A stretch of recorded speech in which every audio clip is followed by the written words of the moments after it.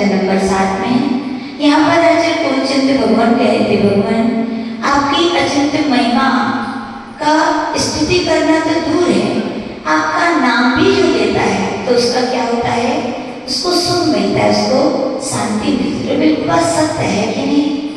कितने भी अपन पहले के समय में अपन पीछे मुड़कर देखें तो कहीं भी जब व्यक्ति के ऊपर आपत्ति आती है, विपत्ति आती है, तो भगवान सामने नहीं होते हैं क्या? लेकिन क्या लेता है व्यक्ति? उनका नाम ही लेता है। और पारसनाथ भगवान का नाम तो कितने शब्द इसमें? पारस, ठीक है ना? यानी कि पारसनाथ भगवान के बीच का रा हटा दीजिए, क्या बन जाएगा? पास। पारसनाथ भगवान के जो पास जाए और फिर पा को हटा दीजिए तो क्या बना? रस। पारसनाथ भगवान के पास जाने पर उसे ऐसा अद्भुत आत्मरस प्राप्त होता है कि वो क्या हो जाता है? सा हटा दीजिए, पार कहाँ हो जाता है? वो संसार सागर से पार हो जाता है। यानी उनके नाम की इतनी बड़ी यहाँ पर महिमा बताई गई है। और बिल्कुल सही के पर लोग कहते हैं ना, प्रभु नाम जपने से नव जीवन मिलता है, प्रभु नाम जपने से नव जीवन मिलता है, तन मन का मुरझाया उपवन खिलता है। यानी कि प्रभु का नाम लेने से क्या मिलता है? सुकून और शांति मिलती है। कभी आपने एहसास किया ऐसा क्यों होता है? सिद्धांत में पूज्य गुरुदेव कहते थे, जितने भी नाम होते हैं, यानी जितने भी वाच्य होते हैं और उनको बोलने वाले जो वाचक होते हैं, जब जब उनका नाम लेते तो क्यों आनंद आता है? तो वहां पे कहा गया, जिन वस्तुओं में आनंद है, जिन वस्तुओं में सुख है, उनके नाम लेने में भी क्या आता है? आनंद आता है। भगवान के पास सुख है, भगवान के पास शांति है, तो भगवान का नाम लेते हैं तो क्या आता है? हमें आनंद और सुख आता है। उदाहरण के तौर पर रसगुल्ला लिया ना, कैसा लगा? देखो कई लोगों के चेहरे खिल गए। क्यों? क्योंकि रसगुल्ले में, गुलाब जामुन में आनंद है, इसलिए उसका नाम लेते हुए क्या आता है? आनंद आता है। ये क्या है? नाम की बड़ी महिमा है। प्राचीन ग्रंथों को भी हम उठाकर देखेंगे तो नाम की बड़ी महिमा गाई गई। रामायण में या करें हमारे यहाँ पर पद्म पुराण, जहाँ पर कथन आया कि जब रामचंद्र जी के लिए लंका के लिए समुद्र पार करना था तो क्या काम आया था? केवल एक राम नाम काम आया था। एक एक शिला पर हनुमान जी ने राम का नाम लिखा था और क्या हो गया था? शिलाएं तैरने लगी थी। तो वहां पर कहा गया, जिनके हृदय में प्रभु का नाम है, वो जब सामान्य समुद्र तैर सकते हैं तो क्या भवसागर से नहीं तैर सकते? जरूर तैर सकते हैं। और हमारे यहाँ तो कहा गया, चाहे कष्ट हो, चाहे आपत्ति हो, चाहे विपत्ति हो, क्या करो? चाहे सुख हो, चाहे दुख हो, किसका नाम लो? भगवान का नाम लो। और अंतिम समय में क्या कहा गया है? आत्म स्वरूप अथवा आराधना विचारो, अरहंत सिद्ध साधो रटना यही लगाओ। यानी कि जन्म मृत्यु के अंतिम समय भी यदि काम आता है तो कौन काम में आता है? प्रभु का नाम आता है। जैसे प्रभु के नाम की हम लोगों ने यहाँ पर महिमा कल सुनी थी। आज भी भगवान कह रहे, भगवान आपके नाम की शांति सुख ही नहीं देता। आपका नाम जब हृदय में लेते हैं तो क्या होता है? हमारे कर्म बंधन भी क्या है? ढीले पड़ जाते हैं। उसी की महिमा के लिए आज यहाँ पर छंद नंबर 8 हम सभी यहाँ पर देखेंगे। पहला शब्द है हृदय।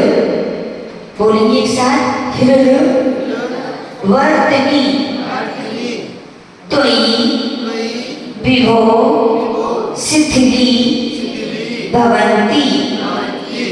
हृद्वर्तनी त्वयि विभो शिथिली भवन्ति।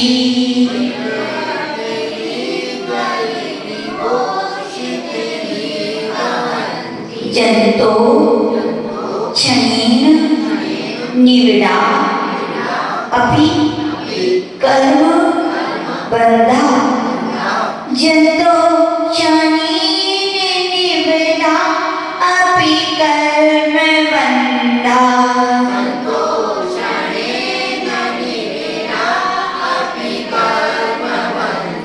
सद्यो भुजंगम मया इव मध्य भाग सद्यो भुजंगम मया इव मध्य भाग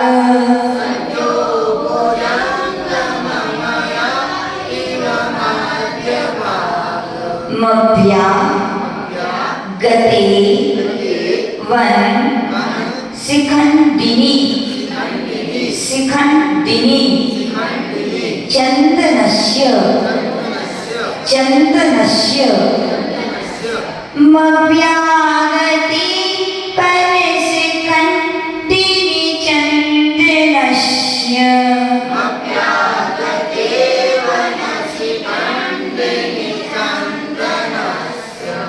हिर्वर्तनी त्वयि विभोक्षितरी भवन्ति जन्तो क्षणेन निवृत्ता अपि कर्म बन्धा सद्यो भुजंगम मया इव मध्यभाग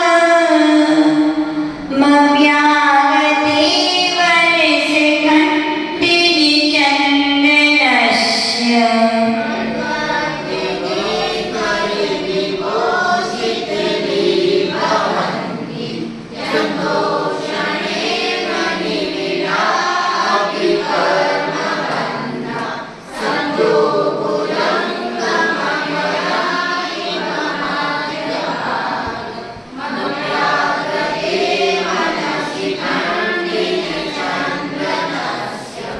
यहाँ पर आचार्य कुमुदचंद्र भगवान पार्श्वनाथ की स्तुति करते हुए कह रहे हैं विभो।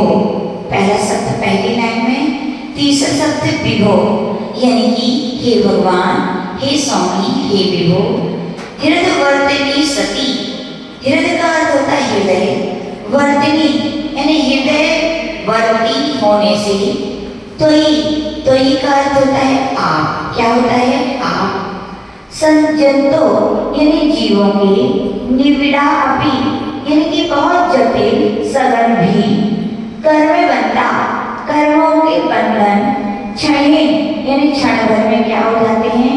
शिथिली भवंती, क्या हो जाते हैं? शिथिल हो जाती है। यानी कि भगवान आप जिस भक्त के हृदय में आ जाते हैं तो उसके जीवन में यदि कर्म कितने भी जटिल हो, कितने भी बड़े हों, लेकिन क्या हो जाते हैं? वे शिथिल हो जाते हैं, वे ढीले हो जाते हैं।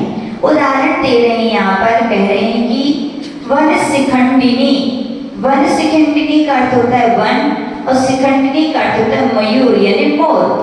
वन में रहने वाली जो मोर है उसके चंदनस्य मध्य भागम अभ्यागते सती यानी कि चंदन के मध्य यानी तरु के बीच में आने पर, भुजंगो मया यानी कि सर्पों की कुंडलियों के समान, सद्या यानी शीघ्र ही, शिथिली भवंती यानी ढीले हो जाते हैं। कहने का तात्पर्य, मान लीजिए कोई चंदन का वृक्ष है और चंदन के वृक्ष पर कौन रहते हैं? सर्प। और कैसे रहते हैं? लिपटे रहते, कुंडलियों की तरह। लेकिन जैसे उसी समय कौन आ जाए? मयूर। और कौन सी मयूर? वन में रहने वाली जंगली मयूर यदि वहां पर आ जाए तो क्या होता है? सारे सर्पों की जो कुंडलियां हैं, जो उनके बंधन, वो क्या है? ढीले पड़ जाते हैं, वो भागने के लिए तैयार हो जाते हैं। तो ऐसी करें हे प्रभु, जिस भक्त के हृदय में आप निवास करते हैं या जिस भक्त के हृदय में आपका नाम होता है, उसके जीवन में कितने भी बड़े से बड़े कर्मों का उदय हो तो भी क्या होता है? वे कर्म के उदय क्या है? उसके लिए परेशान नहीं कर पाते, बल्कि वे कर्म के बंधन क्या होते हैं? ढीले पड़ जाते, छूटने लग जाते हैं। तो ऐसा इस प्रकार से यहाँ पर कहा गया। अब देखेंगे, काश्य प्रभु की गुण गाथा सब मिलकर गाओ रे,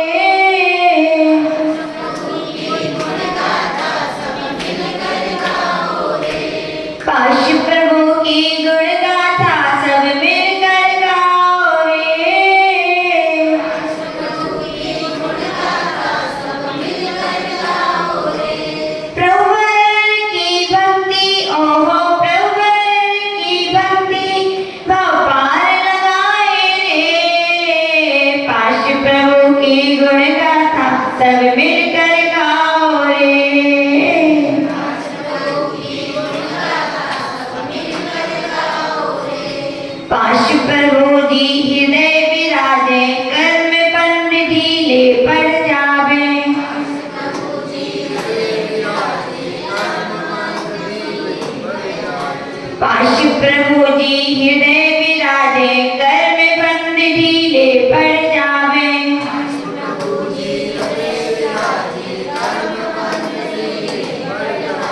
महिमा ऐसी गुरु जिसुन, महिमा ऐसी गुरु सुनावे, महिमा ऐसी गुरु सुनावे।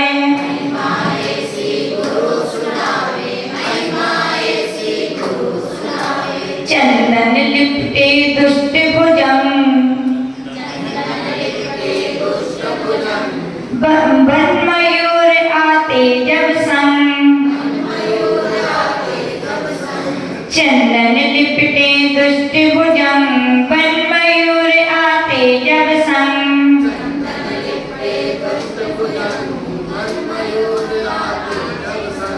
हो जाती कुंडलियां भंग, हो जाती कुंडलियां भंग।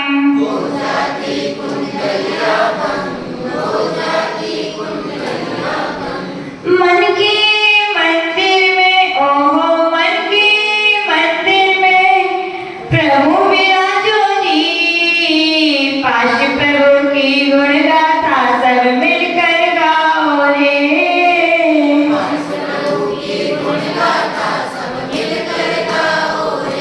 तो इस प्रकार से पन्ने छंद देखा। इस छंद की भी एक कहानी यहाँ पर आचार्य भगवान ने यहाँ पर करी है। वह कहानी इस प्रकार से है। यहाँ पर आचार्य भगवान कहानी के द्वारा छंद की महिमा बता रहे हैं कि एक धनपति था, सेठ था और उसका एक इकलौता पुत्र था। और लौता पुत्र था लेकिन असाधा वेदनी कर्म के तीव्र हृदय से उसके सिर में बहुत वेदना थी।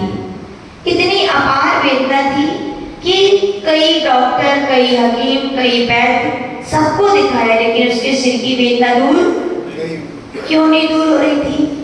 क्योंकि कर्म का तीव्र उदय था। कौन सा उदय था? जब याद रखना हमारे जीवन में भी ऐसी परिस्थितियां आती हैं कि नहीं? कई बार आती हैं कि हम संकट में पड़ जाते हैं, हम बीमारी में पड़ जाते हैं और कभी कभी कोई हमारे लिए पूछने वाला नहीं होता।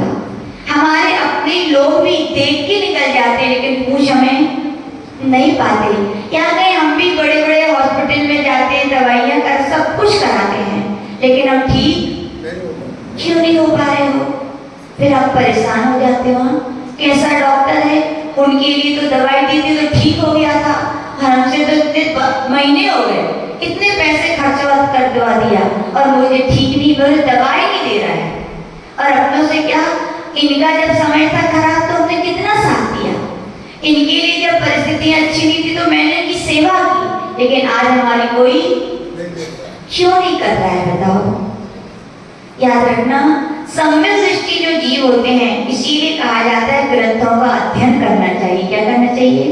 जिसके अंदर में जिनेन्द्र देव की वाणी, माँ जीवाणी निर्गुण गुरुओं के द्वारा कहे गए प्रवचन जो सुनते हैं, जो हृदय में धारण करते हैं, जिनके लिए उन पर श्रद्धा होती है, वे ऐसी परिस्थितियां आती है तो हाय हाय नहीं करते, रोते नहीं, किसी को दोष नहीं देते। क्या करते हैं वो? बल्कि कर्म सिद्धांत का आश्रय लेते हैं। क्या लेते हैं? कर्म सिद्धांत का आश्रय लेते हैं। उन्हें मालूम है कि कर्म का तीव्रोदय होता है तो कोई भी काम नहीं आता, कोई अपने भी हमारा अपनी सहायता नहीं कर पाता। ध्यान दीजिए, पारसनाथ भगवान जिन्होंने पूर्व भाव में ही तीर्थंकर प्रवृत्ति का बंध कर लिया था क्या? जिनकी गर्भ में आने के पहले से ही स्वर्ग के देवता सौधर्म इंद्र जैसे सेवा के लिए तैयार थे, जन्म के भी समय वो तैयार थे सेवा के लिए, और तो और जन्म के बाद भी उनकी सेवा करते रहे। दीक्षा ली, जितने महोत्सव हुए किसने मनाए? देवों ने बनाए। किसने बनाए? सब कुछ देवों ने किया। दीक्षा कल्याण हुआ तो भी धूमधाम से देवों ने बनाया। लेकिन जब पारसनाथ भगवान के ऊपर कपट उपसर्ग कर रहा था, कितने दिन हो गए थे? एक दिन नहीं, 2 दिन नहीं, 7 दिन हो गए थे। कितने दिन बताओ?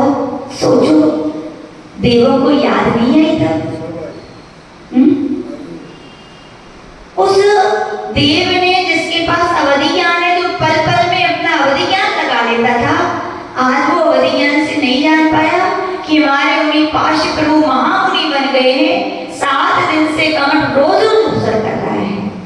बताओ, याद नहीं आई?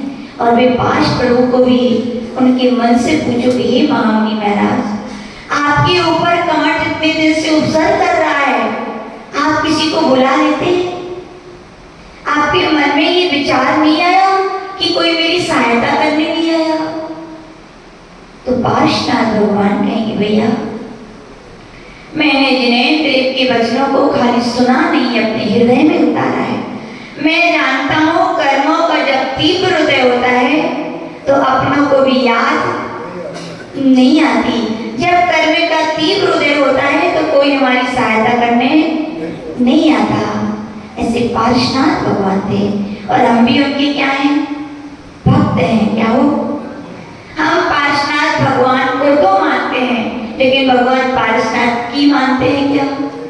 भगवान पार्श्वनाथ तो यही कहा कि भैया कष्ट आए, संकट आए, तो उन्होंने कहा कहो मत सहो।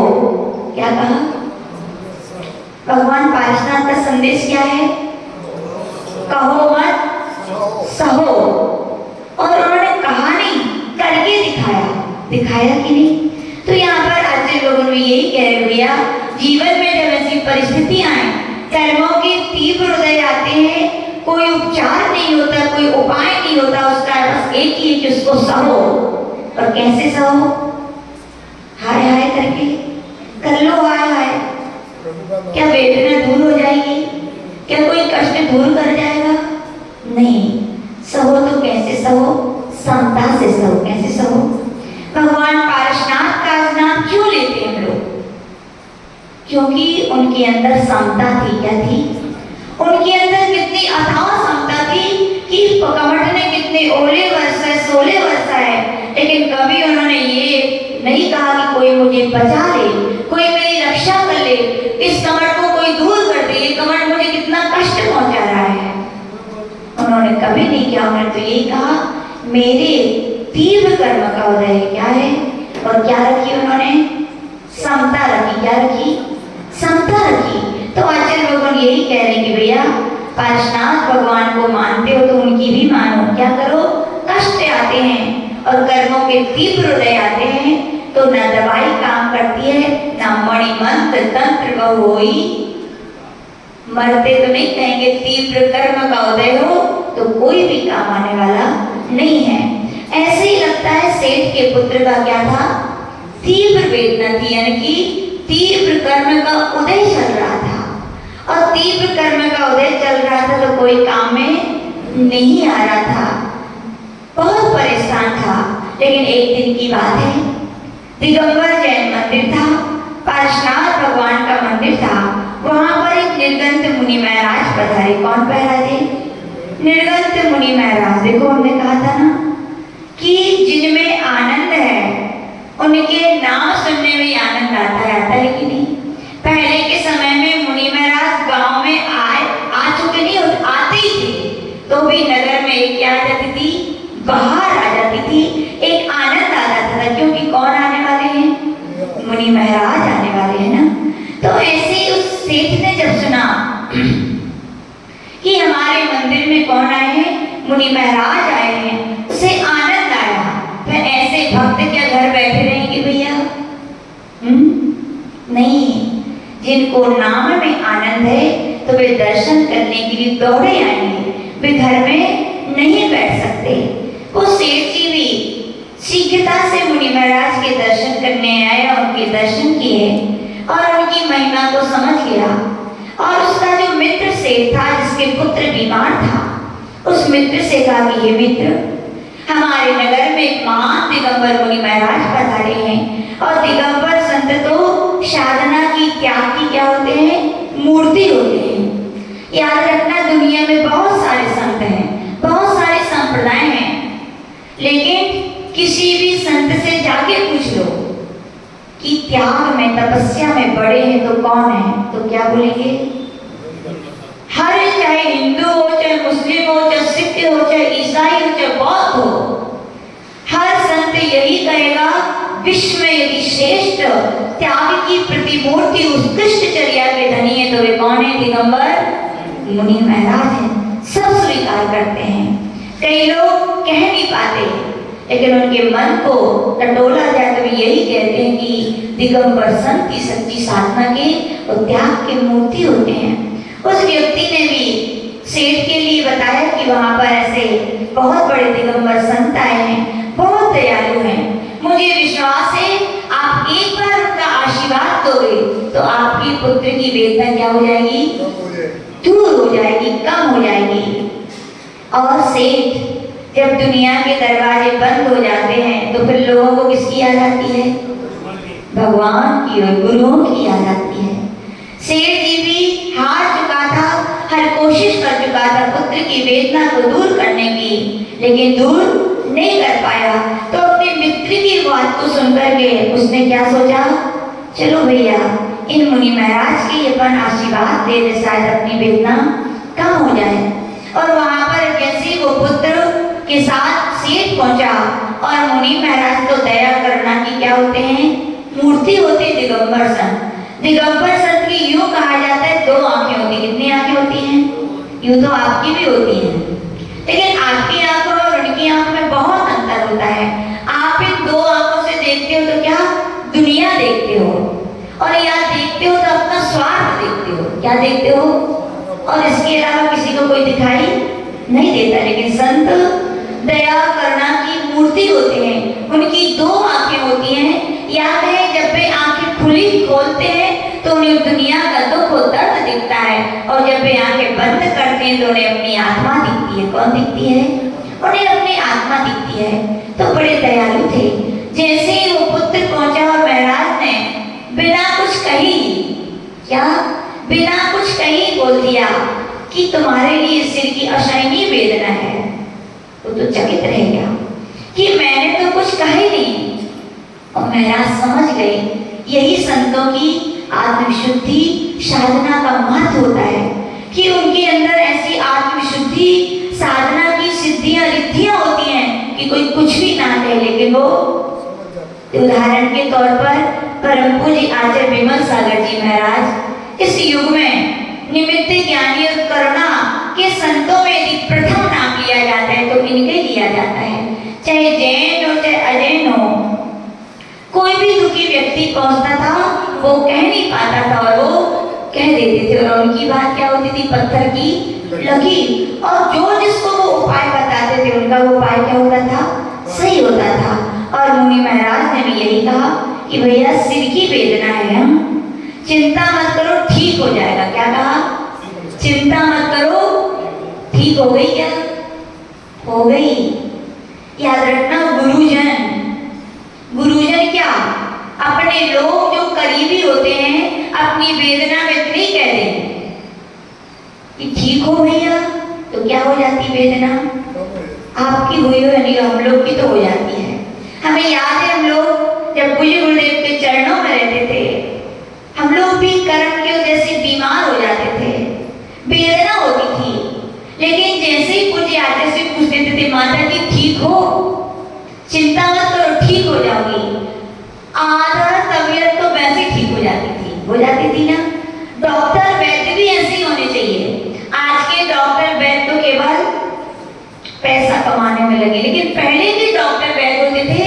आज के डॉक्टर के पास जाओ, देखते बाद में पहले दवाई का पर्चा देते हैं। और पहले के डॉक्टर क्या करते थे?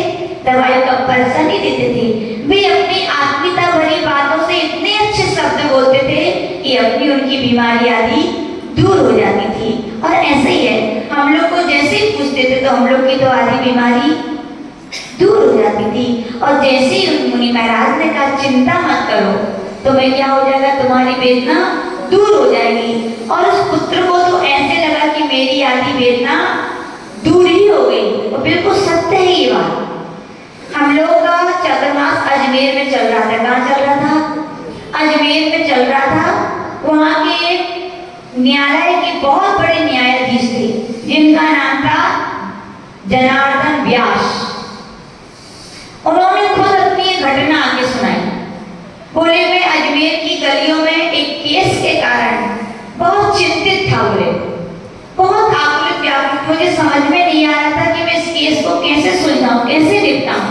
बहुत परेशान था, बहुत अशांति में था। लेकिन एक दिन की बात है, बोले मैं अजमेर की उस गली से निकला जहाँ पर क्या था, पूज्य गुरुदेव का चतुर्मास चल रहा था 2011 का। तो वहां पर पोस्टर लगे थे। लोग कहते हैं ना पोस्टर क्यों लगवाना, देखो पोस्टर चित्र का भी कितनी बड़ी महिमा होती है। वहां पर उन्होंने पूज्य गुरुदेव का केवल पोस्टर देखा और वो खुद सुना रहे थे, बोले मुझे ऐसे लगा जैसे कोई चुंबकीय शक्ति ने मुझे खींच लिया हो। मेरे मन से आवाज आई कि मेरी समस्या का समाधान मिलेगा। तो कहाँ मिलेगा? यही मिलेगा। वो पूछ करके आए कि कहाँ पर ये साधु महाराज हैं, और जब वे पूज्य गुरुदेव के चरणों में आए नहीं, बाहर ही बैठे थे। कहाँ बैठे थे? तो भी उन्हें ऐसे लगा कि मेरी आधी अशांति दूर हो गई। जैसे ही पूज्य गुरुदेव ने अंदर उनके लिए बुलाया, और वो तो मालूम क्या बोले, बोले महाराज, उन्होंने पूरा सुनाया। आज किसी ने बोला कोई समस्या है क्या? तो बोले महाराज आपका चित्र, आपका नाम और आपके पास आने से ही अतिशय अचिंत्य महिमा कि मेरी सब अशांति क्या हो गई, दूर हो गई। आपसे बिना बात कही मुझे अपनी समस्या का क्या मिल गया? समाधान मिल गया। ये होता है गुरुओं के सानिध्य का प्रभाव। इसीलिए कहा जाता है दुनिया में कहीं जाओ या ना जाओ, लेकिन कहाँ जाना चाहिए? गुरुओं के पास जरूर जाना चाहिए। दुनिया के पास व्यथा दूर हो या ना हो, लेकिन गुरु चरणों में व्यथा दूर जरूर होती है। और एक बार हम अपना उदाहरण और सुनाते हैं। हम लोग का बॉम्बे चतुर्मास में थे, सबको मलेरिया हो गया था, और हम तो थोड़े ज्यादा पापी जीव हैं, हमें तो डबल हो गया। क्या हो गया? डबल मलेरिया हो गया। और फीवर, टाइफाइड नहीं, मलेरिया सब होते रहते हैं। सब मित्र हैं, पूर्व जन्म के सब उदय में आते रहते हैं। तो टाइफाइड, मलेरिया हो गया था, और डबल मलेरिया हो गया। बुखार आता था, कभी 101, कभी 102, कभी 103, कभी 104 और कभी 105 भी। बहुत वेदना होती थी। तो एक बार बड़ी माता जी ने आचार्य जी को बोला, हमें बहुत वेदना हो रही थी। तो आचार्य जी को जाके बोला, गुरुदेव माता जी की तबीयत ठीक नहीं है, उनको बहुत तेज बुखार है, 105 बुखार है। कितना है? 105। और हम लोग को एक आदत थी, जैसे बच्चे लोग बीमार होते तो क्या इच्छा होती है उनकी कि मेरी मम्मी मेरे पास रहे, कुछ काम ना करे, मेरे पास ही बैठे, मेरे पापा मेरे पास ही बैठे ना, ऐसे लगता है ना। ऐसे हम लोग के भी माता पिता हमारे गुरुजन ही होते हैं। जब बीमार होते तो कुछ नहीं, ऐसे लगता है आचार्य जी मुझे आशीर्वाद देते थे, आचार्य जी का दर्शन मिल जाता। तो हमने बड़ी माता जी का, माता जी आचार्य जी के पास ले चलो आपको, मुझे विश्वास है मैं ठीक हो जाऊंगी। तो माता जी ने कहा ठीक है, हमारे यहाँ का संघ का नियम है, बहुत सारे हमारे संघ के नियम है, अनुशासन है, कहो कि 2 बजे के पहले गेट नहीं खुलता। लेकिन फिर भी कोशिश की, गुरुजन तो दयालु होते हैं, समाचार भिजवाए कि गुरुदेव माता जी की तबीयत ठीक नहीं है, आपके दर्शन की इच्छा है और 105 बुखार है। क्या है? तो आचार्य जी मानो क्या बोले? बोले थर्मामीटर खराब होगा। बोले क्या? बोले थर्मामीटर खराब होगा। बोले खराब हो गया होगा, दूसरे से नापो। तो दूसरे से भी नापा, कितना बुखार आया? 105। फिर गुरुदेव से कहा कि गुरुदेव 105 ही बुखार है। आचार्य जी बोले अरे फालतू बातें। बोले एक काम करो, माता जी को बुलाओ, मेरे सामने ना बोले। और वही थर्मामीटर था, वही हम माता जी थे, केवल गुरु चरणों में जाके हम बैठे हैं, थर्मामीटर लगाया, बुखार नापा, रमेश जी कितना निकला बुखार? 100। कितना? ओनली 100। तो आचार्य जी बोले देखो मैंने कहा था ना थर्मामीटर खराब था। तो बड़ी माता जी बोली गुरुदेव थर्मामीटर वही है। आचार्य जी बोले हम मान ही नहीं सकते। और आचार्य जी ने आशीर्वाद दिया, बोले जाओ ठीक हो जाएगा। और अब कमरे में आए और मुझसे सिर्फ 15 मिनट भी नहीं हुए होंगे, फिर से नापा तो बुखार कितना था? 105। कितना बुखार था? 105। यानी कि कहने का तात्पर्य गुरु चरणों की महिमा बड़ी अचिंत होती है। और पता है ये बुखार एक दिन तो हमारे 107 पहुंच गया। कितना पहुंच गया? बिल्कुल बेहोश ही हो गए थे। आचार्य जी को जैसे ही डॉक्टर ने देखा वो तो घबरा गए, बहुत घबरा गए थे। बोले 107 बुखार, यानी कि ऊपर जाने की समझो। तो 107 आदर्शी को बताया। पूज्य गुरुदेव तो बड़े दयालु कृपालु और माता पिता तो डॉक्टर के पास ले जाते हैं, लेकिन हमारे गुरु तो स्वयं ही बहुत बड़े डॉक्टर हैं। केवल आत्मा के लिए साधने ही नहीं देते, पाथी नहीं देते, संबल भी देते हैं। उस दिन माता जी लोग ने बताया पूज्य आदर्शी तो जाप करने बैठ गए। क्या करने बैठ गए? भगवान की जाप करने बैठ गए। यहाँ आदर्शी ने 1-1.5 घंटे जाप की, वहां तुरंत हमें क्या आ गया? होश आ गया।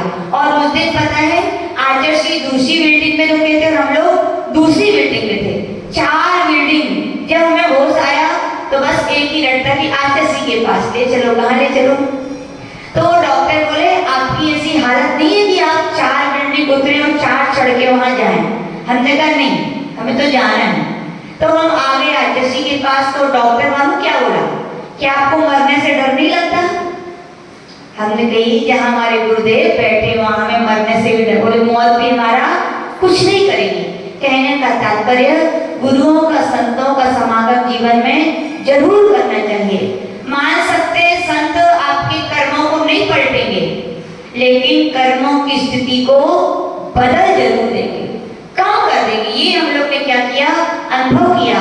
तो जैसे वो पुत्र महाराज के चरणों में पहुंचा तो उसे कैसा लगा कि मेरी आधी वेदना तो दूर हो गई। और उसके बाद मुनि महाराज ने कहा कि सुनो, तुम्हें कल्याण मंदिर स्तोत्र जहाँ बुद्धचंद्र महाराज ने पार्श्वनाथ भगवान की महिमा बताई है, जहाँ के नाम की महिमा है कि जो उनको हृदय में रखता है उसके कर्म बंधन क्या हो जाते हैं?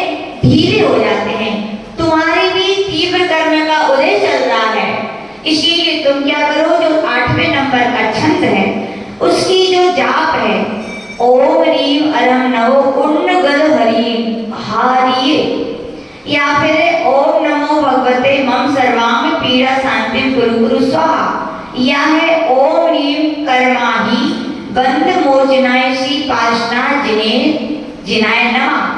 ये जो मंत्र की रिद्धियों की जाप है उन्हें तुम्हें आज रात्रि में मंदिर में बैठकर उसकी जाप करनी है। क्या करना है तुम्हें?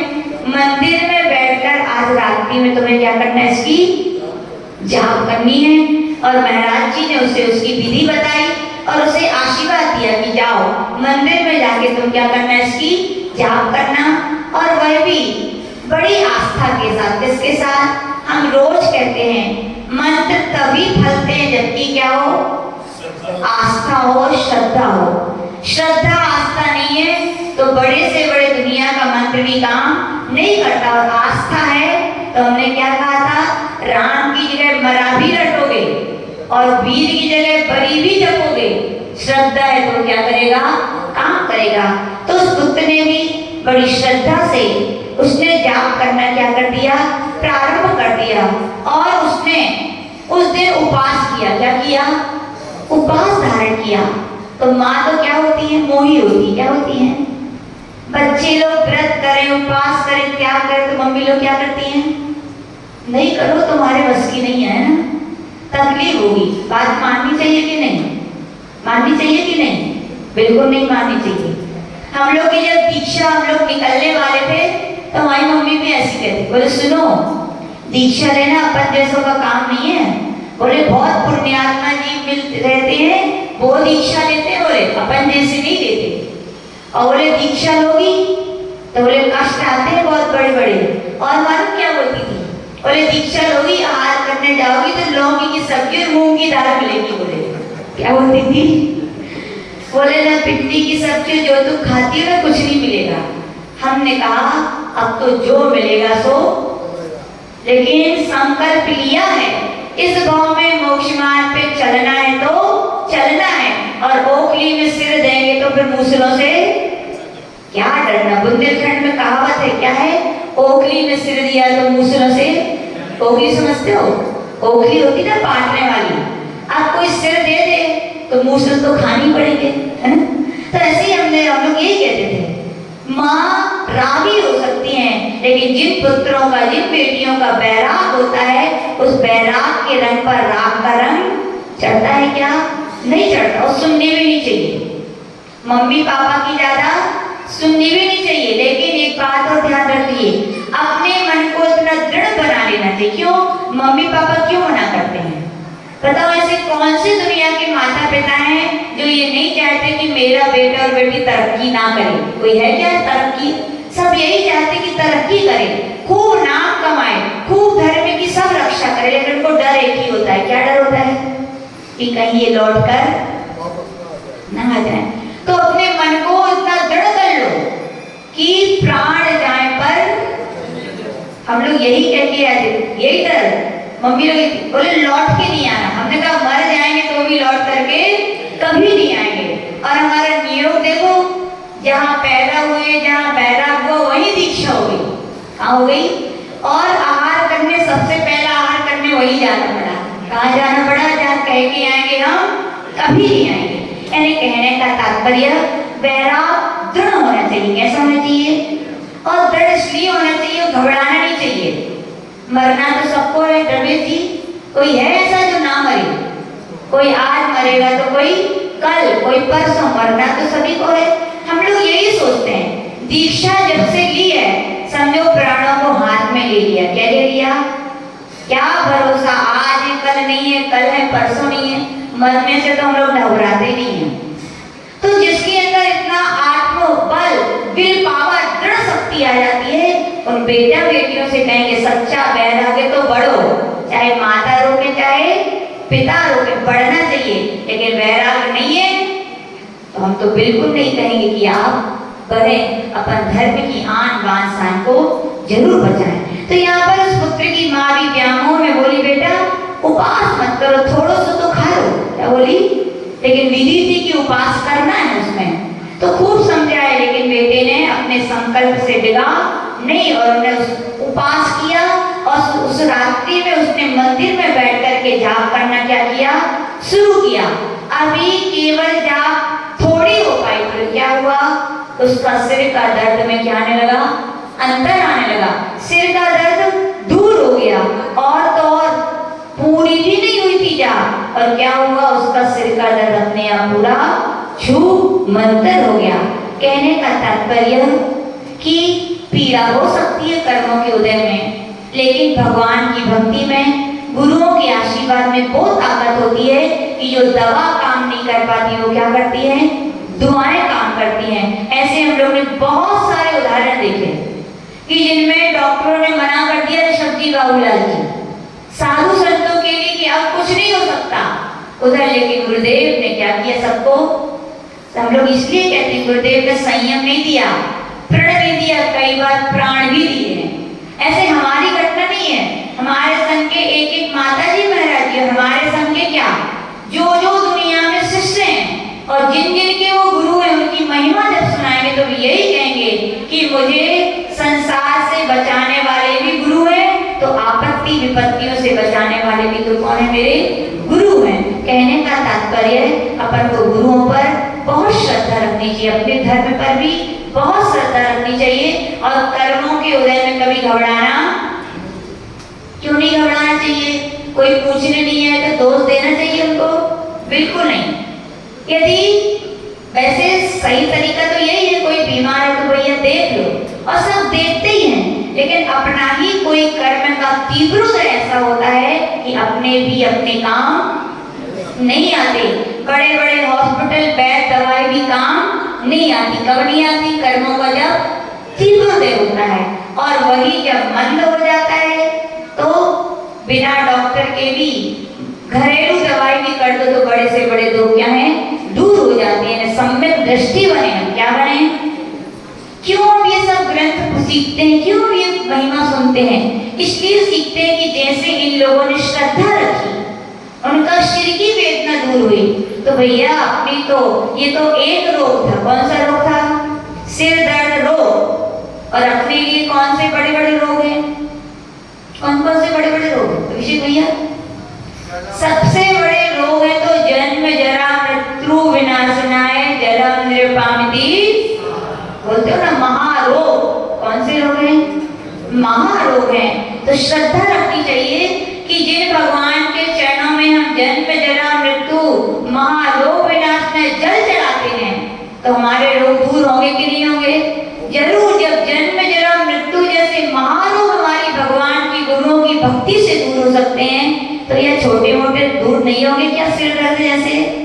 तो अवश्य होंगे, लेकिन बशर्ते आप श्रद्धा भक्ति करना छोड़ें ना।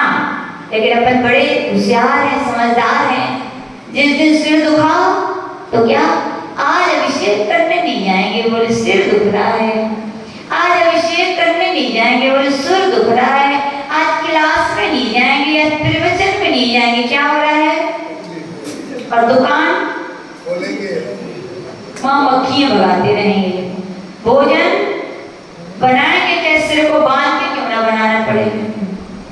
जबकि गंगा उल्टी बही कि सीधी बही? बोलो, उल्टी बही बहनी कैसी चाहिए? सीधी। कर्मों का उदय है, मंद करना है कि बढ़ाना है? मंद करना है तो धर्म करोगे कि नहीं करोगे? याद रखना, कर्मों के बंधन ढीले पड़ते हैं तो हम नहीं कह रहे। कुमुदचंद्र महाराज भगवान पार्श्वनाथ की स्तुति करते हुए कर्मों को ढीला करने का बस एक ही उपाय है, जिनेंद्र भगवान की भक्ति करो, उनकी जाप करो, उनका नाम लो, उनकी पूजन करो, उनका पाठ करो। उसी से क्या होते हैं? कर्म बंधन अपने ढीले होते हैं और बड़े से बड़े कर्म भी बहुत छोटे में निकल जाते हैं। कैसे निकल जाते हैं? बहुत छोटे में। हम लोग से कई लोग बोलते हैं, माता जी आप लोग को देख के लगते ही नहीं है 24-25 साल हो गए। क्योंकि आप लोग को देख के नहीं लगता। क्यों नहीं लगता? क्योंकि हमारे हृदय में क्या है? प्रभु का नाम है, गुरु का नाम है। आपत्ति विपत्ति भी आती है तो भी क्या हो जाती है? सब छोटे में निकल जाती है। किस में निकल जाती हैं? तो अपने जीवन भी अपन को सुख शांति से भरना है, कर्मों के बंधन से छूटना है, उनको ढीला करना है तो निरंतर भगवान को श्रद्धा से, कैसे? श्रद्धा होनी चाहिए तो अपने कर्म बंधन भी ढीले क्या, अपन तो बहेंगे पूरे तड़ टूट जाएंगे और अपन भी भगवान की तरह परमात्मा बन जाएंगे। जो बोलिए श्री पार्श्वनाथ भगवान की। चलिए जिन्होंने करके